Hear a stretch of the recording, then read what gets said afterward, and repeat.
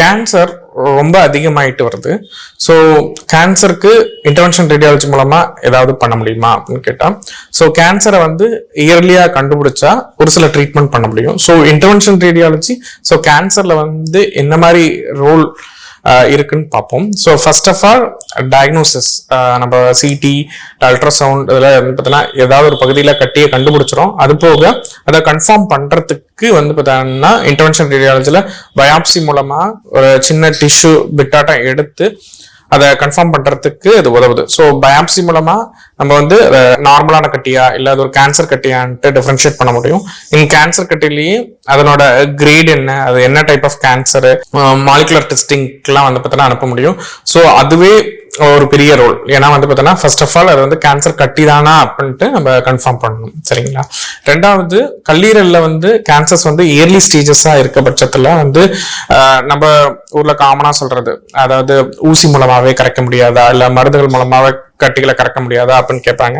Actually அது சாத்தியம் தான். ஸோ கல்லீரல் கேன்சர் ஹெச்சிசின்னு சொல்லக்கூடிய ஹெப்படோசெல்லார் கார்சினோமா வந்து ரொம்ப இயர்லி ஸ்டேஜஸ்ல இருக்கிற பட்சத்துல ஒரு 3 சென்டிமீட்டர் கீழே இருந்துச்சுன்னா தோல் வழியாவே அந்த கல்லீரல் இருக்க கேன்சரை வந்து அணுகி ஒரு ஊசி மூலமா heat based method like radio frequency ablation இல்லைன்னா மைக்ரோவேவ் அப்ளேஷனை யூஸ் பண்ணி அந்த கட்டியை வந்து ஹீட் மூலம் வந்து கரைக்க முடியும். ஸோ இது வந்து பாசிபிள். ஸோ இது வந்து ஒரு கியூரேட்டிவ் ட்ரீட்மெண்ட். பேஷண்ட்க்கு வந்து பார்த்தீங்கன்னா ஓப்பன் சர்ஜரி பண்ணி அந்த கட்டியை எடுக்கணும்னு அவசியம் இல்லை. ஸோ ஒரு நீடில் மூலமாவே அந்த கட்டியை வந்து நம்ம வந்து சுருக்கிட முடியும் இல்லைன்னா கரைச்சிட முடியும். ரெண்டாவது, கட்டியோட சைஸ் கொஞ்சம் அதிகமா இருக்கு, பட் அது கல்லீரலுக்குள்ளதான் இருக்கு. பேஷண்ட் வந்து அதர்வைஸ் நல்லா இருக்காங்க அப்படின்னா அவங்களுக்கு வந்து லிவர் லிமிட்டட் லோகோ ரீஜனல் தெரபிஸ்ன்னு சொல்லக்கூடிய டேஸ்ன்னு சொல்லக்கூடிய ஒரு ப்ரொசீஜர் பண்ணலாம், டிரான்ஸ் ஆர்டீரியல் கீமோபிளைசேஷன். ஸோ இதுல என்னன்னா, நார்மலா கேன்சருக்கு எல்லா பேஷண்ட்டுக்கும் கேன்சர் ட்ரக் கொடுப்பாங்க. ஆனா கொடுக்கறதுனால என்ன ப்ராப்ளம்னா நிறைய சைடு எஃபெக்ட்ஸ் வரும்.